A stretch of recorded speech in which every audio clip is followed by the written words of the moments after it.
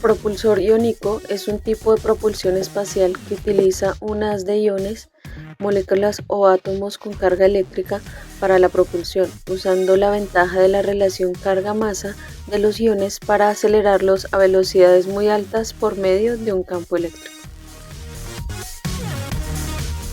El principio del propulsor iónico data de los conceptos desarrollados por el físico Hermann Oeberth y su obra publicada en 1929 Die Raketen zu den Planetenraum, el primer motor iónico conocido como propulsor iónico tipo Kaufmann.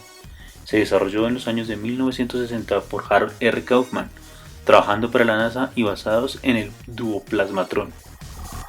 Los estudiantes de Ingeniería Mecatrónica de la clase de Física 2 realizamos un propulsor iónico con el fin de conocer la ionización y sus diferentes usos prácticos. Principio de funcionamiento.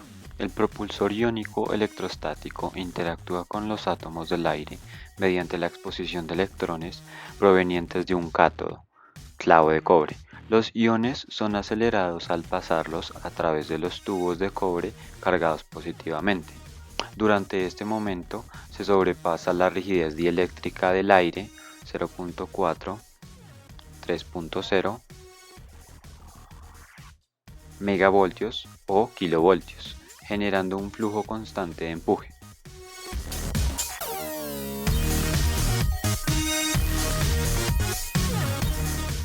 El prototipo de propulsor iónico funciona básicamente con la separación de las moléculas de los aniones y los iones. Entonces, ¿qué pasa? Cuando se genera el proceso de ionización, las cargas negativas quedan en el ambiente y las cargas positivas van a través del flujo de aire de las toberas, impulsando pues el propulsor, en nuestro caso pues moviendo las papelitas.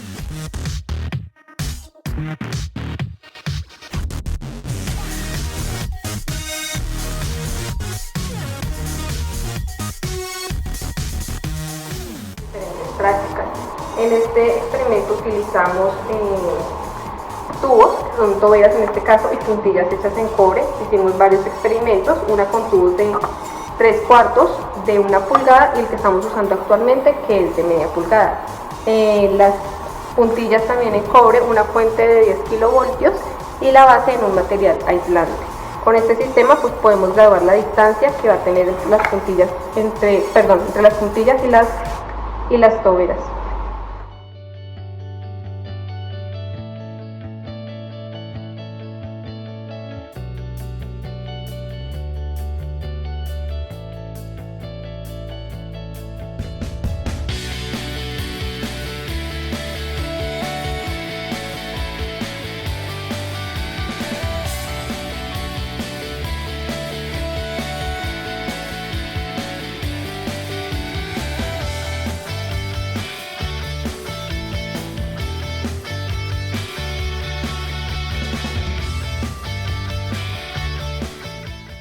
Diseños y prototipos. Para el desarrollo de este proyecto se ensamblaron 2 prototipos con características diferentes, a fin de comparar desempeño, eficiencia y resultados obtenidos por cada uno de ellos. Prototipo 1. Con estructura en madera, tanto para la base como para el soporte de los clavos, la estructura cuenta con un canal para reducir o ampliar la distancia entre los clavos y los tubos. Un soporte en politetrafluorietileno, teflón, como material aislante para mantener fijos los tubos, orientados de forma perpendicular a los clavos. Los clavos se soldaron entre sí por su parte posterior por medio de un cable de cobre. Igualmente los tubos se soldaron entre sí como una sola pieza y luego con un cable de cobre.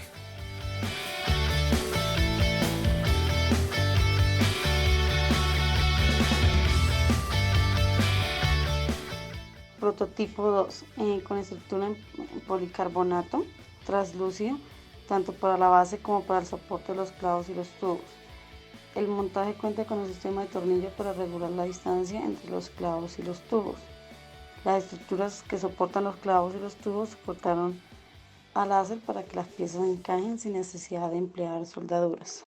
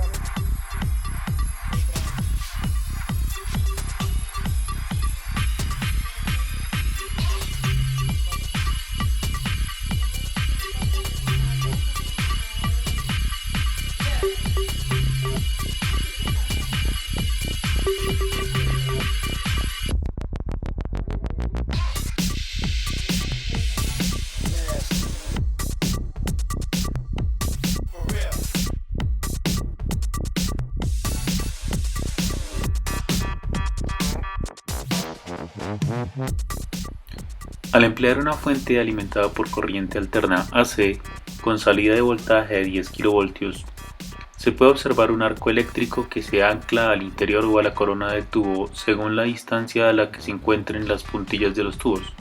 Este comportamiento se alterna de tubo a medida que se enciende y se apaga la fuente.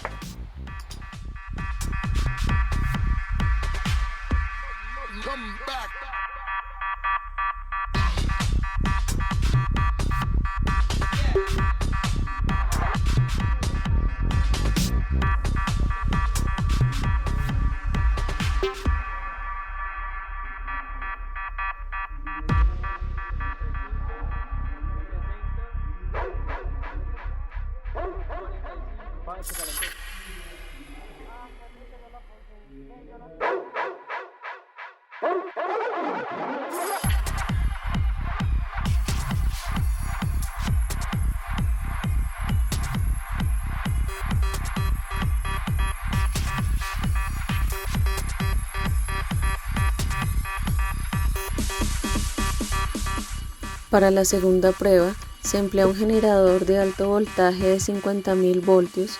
Para usar adecuadamente este generador, se emplea una fuente regulable, ajustándola con un voltaje de 3 a 5 voltios y una corriente de 2.5 amperios. Se puede observar que el campo eléctrico es consistente entre los tubos y las puntillas sin generar un arco eléctrico.